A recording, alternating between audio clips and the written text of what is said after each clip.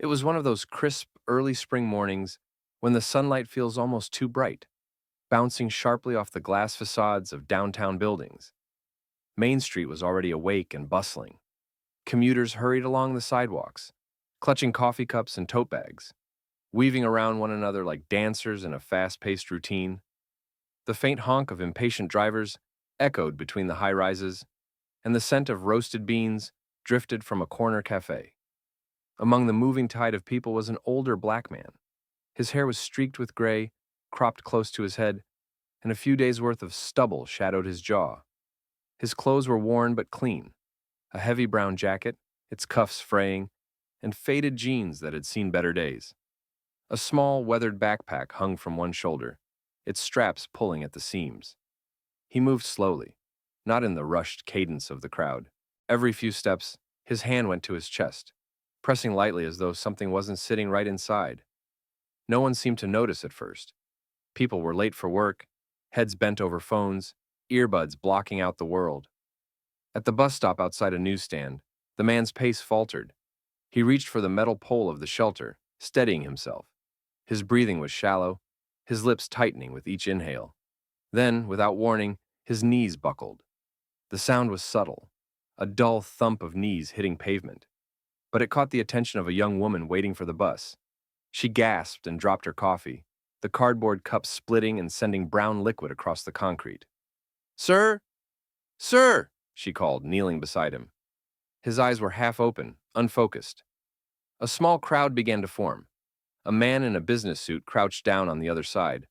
An older lady clutched her shopping bag to her chest. A teenager fumbled with his phone, already dialing 911. "He's not responding," the woman said, glancing around in panic. "Somebody, hurry!" The teenager's voice trembled as he spoke into the phone. "Yeah, there's a man down on Main outside the newsstand, by the 32 bus stop. I think he's having a heart attack or something. Please send someone." People shifted nervously, some leaning in to help, others hanging back with that uneasy hesitation of city life, the silent calculation between getting involved and staying out of trouble. The man on the ground managed a faint groan, his face tightening in pain. His fingers twitched toward his chest, then fell still. The young woman brushed grit off his jacket sleeve, her voice rising in desperation. "Where are the paramedics?" In the distance, the rising wail of a siren cut through the city noise. Relief flickered across the faces of the small crowd. Help was coming. None of them knew that, when the ambulance pulled up, the response they expected would not be the one they received. The siren's cry grew louder, bouncing off the glass and steel of downtown until it became the dominant sound on the street. People stepped back from the curb, their heads turning toward the intersection where a white and blue ambulance cut through traffic, lights strobing in urgent flashes. The vehicle braked hard at the bus stop, tires squealing faintly. Its back doors swung open before it had fully stopped, and Tom Reynolds, a stocky white man in his mid-30s, jumped down with a first responder's urgency. His dark blue paramedic uniform was crisp, the reflective stripes catching the morning sun.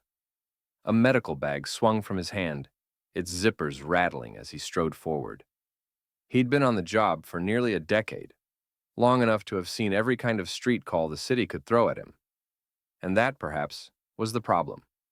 Somewhere along the way, he'd begun to think he could tell what kind of situation he was walking into, just by the look of it. As he approached, his eyes swept the scene. An older black man lying on the sidewalk, a ragged brown jacket zipped to the chin, faded jeans, a worn backpack a few feet away. Around him, a small knot of onlookers, a young woman kneeling beside him, a businessman hovering uncertainly, a teenager with a phone still in hand. Tom slowed slightly, a flicker of something crossing his face. He'd seen this picture before, in alleyways, in bus shelters, under overpasses.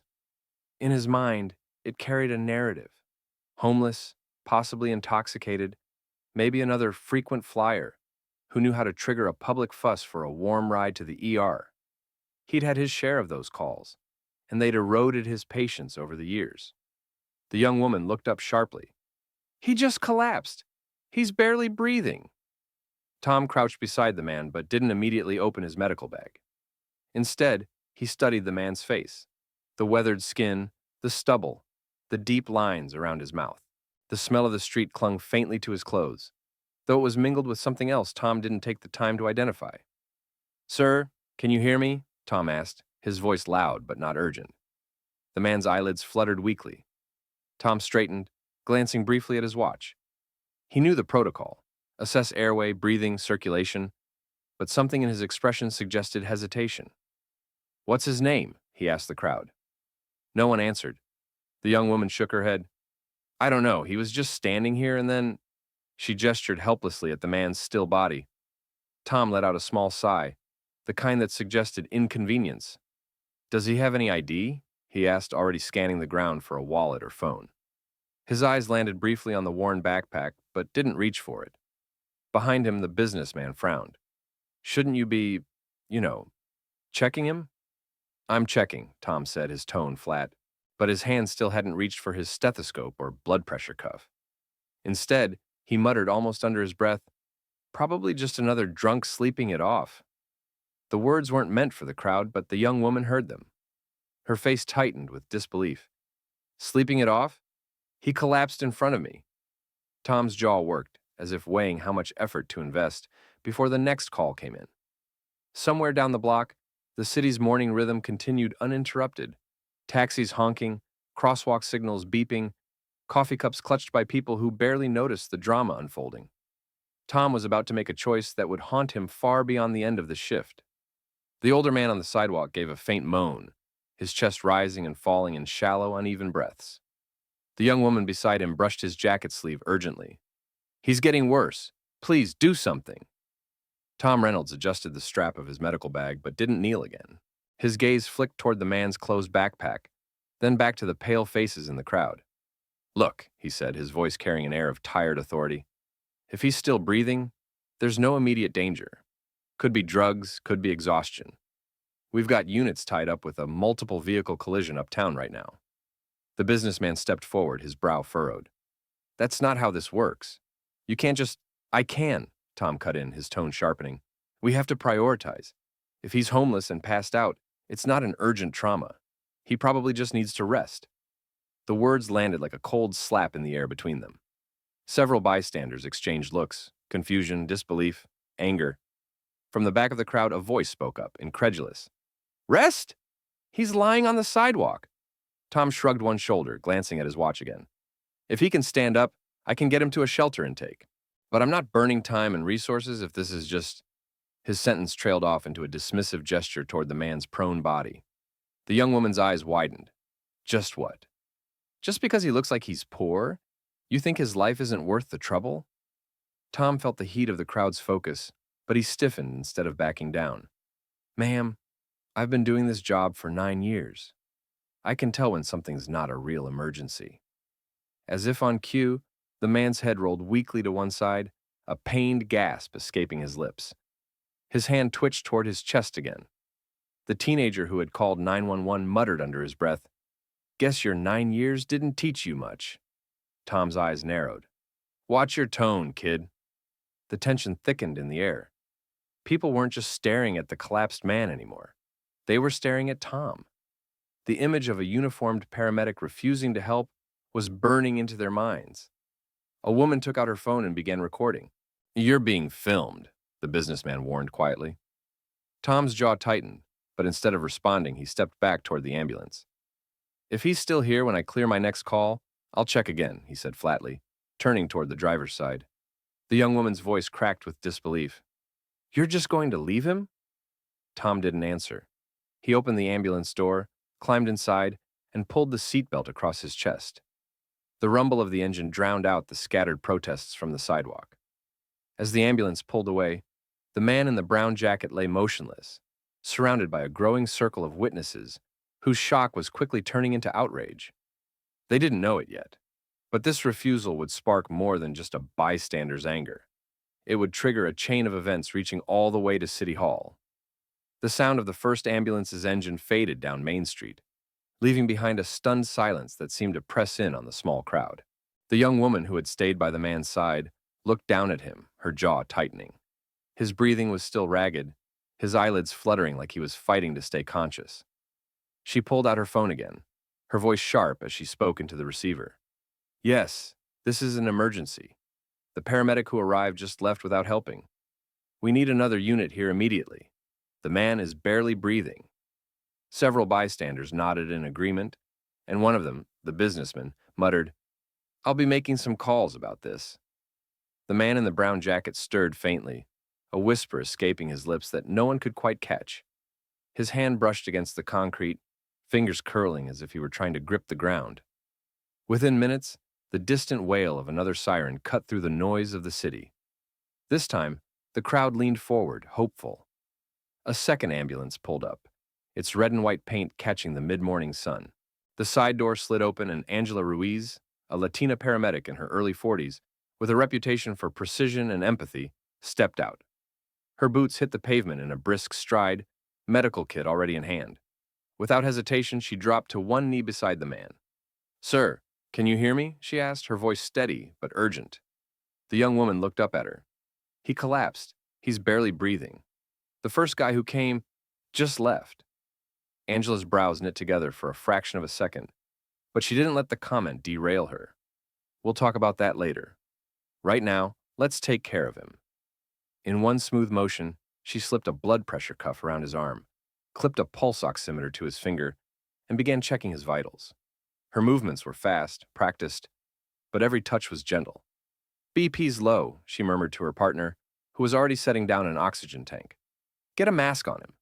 The man's lips moved again, just barely. This time Angela leaned close enough to hear. His words were faint, broken by shallow breaths. "Don't tell anyone." Angela's eyes flickered with momentary confusion, but she didn't push him. "Let's just get you stable first, all right?" With the oxygen mask secured, his breathing began to ease slightly, though he still looked pale under the early sunlight. Angela signaled to her partner, and together they lifted him carefully onto a stretcher. As they wheeled him toward the ambulance, a few bystanders clapped softly, relieved to see someone taking the situation seriously. The young woman caught Angela's arm briefly. "Please, make sure he's okay." He seemed important somehow. Angela gave her a reassuring nod. "We'll take care of him." But as she secured the stretcher inside the ambulance, her mind replayed his strange, whispered request. "Don't tell anyone." Most patients didn't say something like that unless there was a reason. And something about this man, his steady, assessing gaze despite the pain, made her wonder if there was far more to his story than his clothes suggested. The doors closed, and the ambulance pulled into traffic, headed for the city's main hospital. None of them knew that within hours, this anonymous patient's identity would send shockwaves through the entire emergency services department. The midday sun had shifted, throwing long shadows across the narrow driveway behind Station 14, where the ambulance bays sat. Tom Reynolds was leaning against the side of his rig, sipping lukewarm coffee from a battered travel mug. The morning's calls had been relentless, but his mind kept drifting back to the scene on Main Street. Not the man lying on the sidewalk. Tom had already shoved that image into the mental drawer, where he stored the non-critical cases he'd walked away from. But the stares, the judgment in those bystanders' eyes, the sting of a teenager muttering, "Guess your 9 years didn't teach you much?" He told himself it didn't matter. People didn't understand the demands of the job. Still, he found his jaw tightening every time the memory surfaced.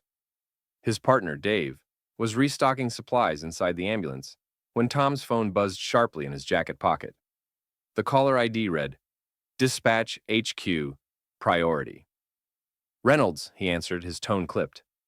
"Tom," came the voice of his supervisor, Captain Ellen Moore, steady, but with an edge that made his gut tighten. "I need you to come to City Hall, immediately."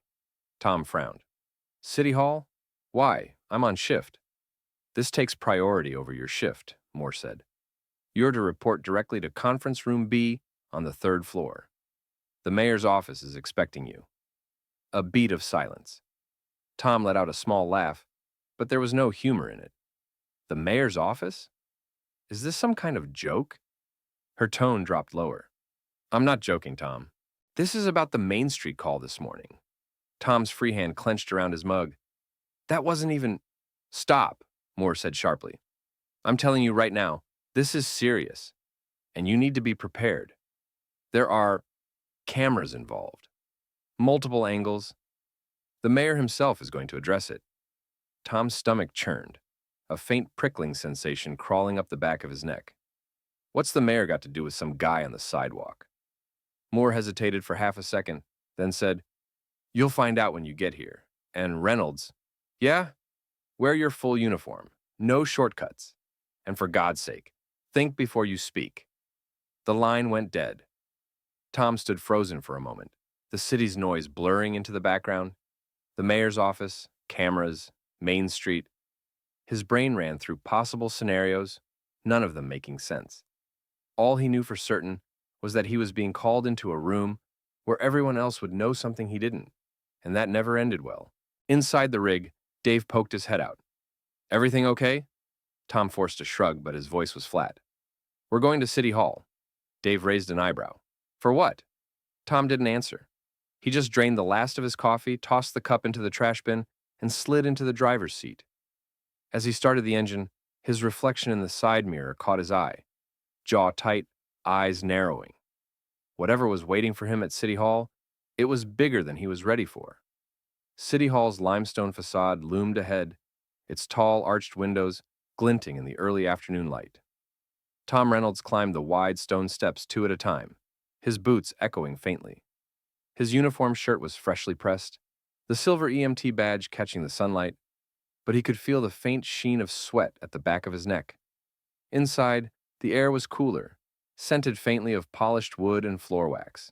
The marble-floored lobby was busy with aides carrying files, security guards at their posts, and reporters lingering just beyond the reception desk. Tom was led through a maze of corridors by a young intern who barely said a word, her quick steps forcing him to keep pace. When they reached Conference Room B, two uniformed police officers stood on either side of the door. One opened it without a word, and Tom stepped inside. The room was bright with natural light from tall windows, the blinds half drawn. A long oak table stretched across the center, surrounded by leather chairs. At the far end sat a man in a charcoal gray suit, posture straight, hands folded on the table.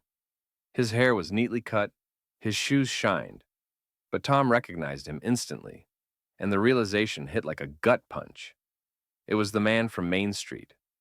Only now, there was no brown jacket, no worn jeans, no battered backpack.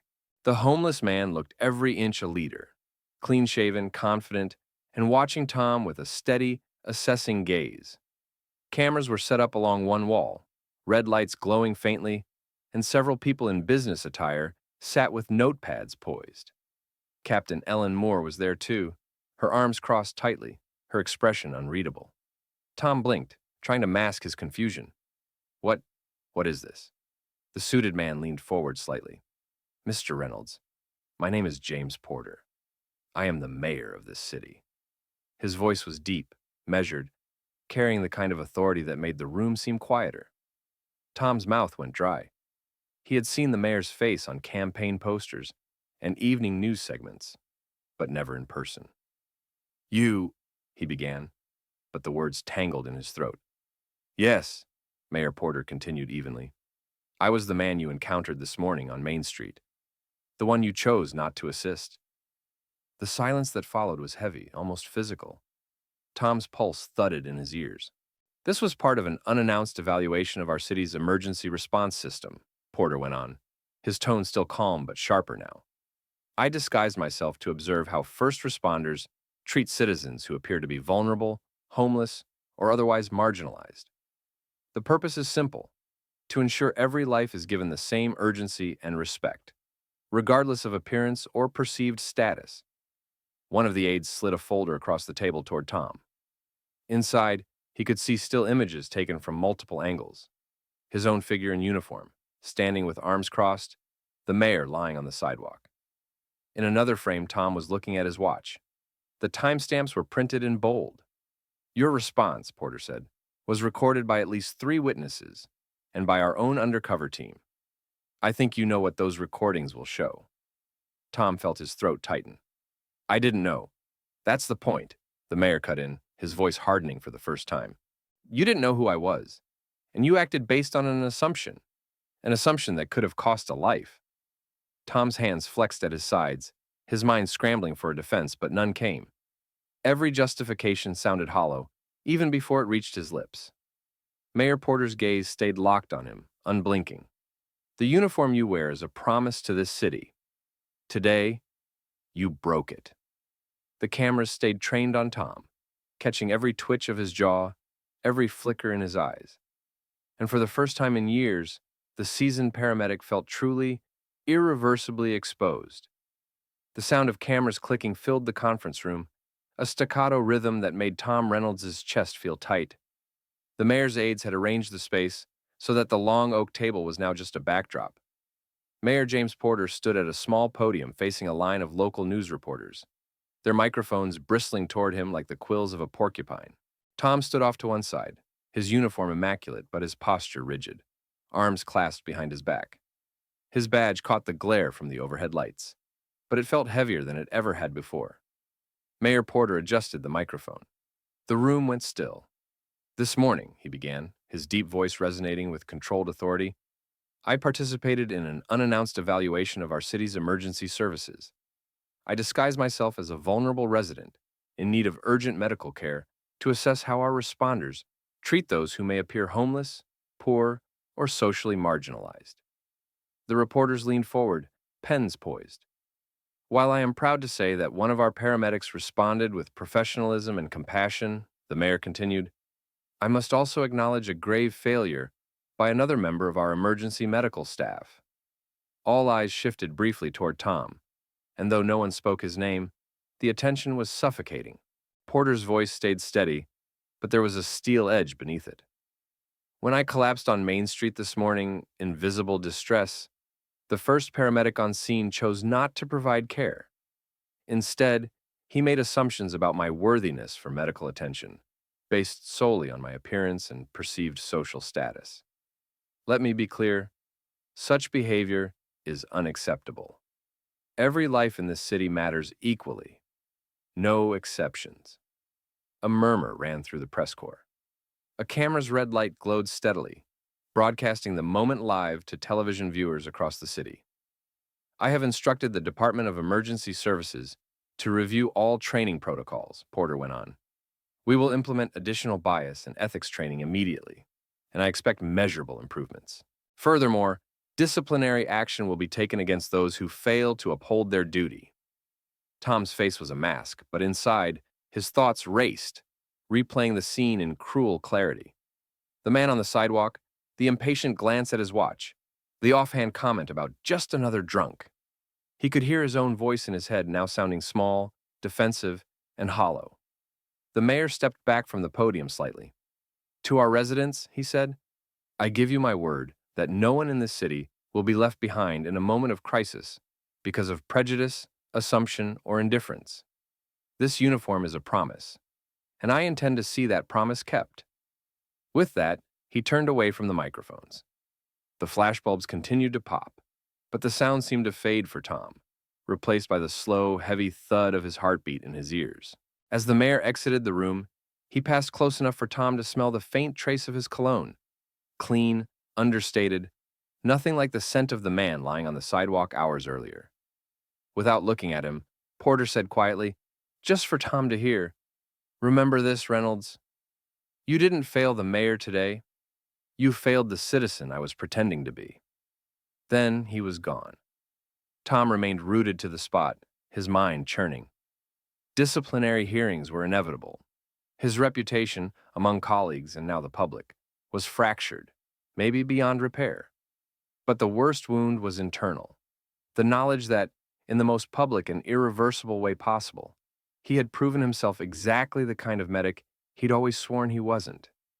The cameras caught the last shot of him standing alone in the corner of the room, the city seal gleaming faintly on the wall behind him, a silent figure in a uniform that suddenly felt too heavy for his shoulders.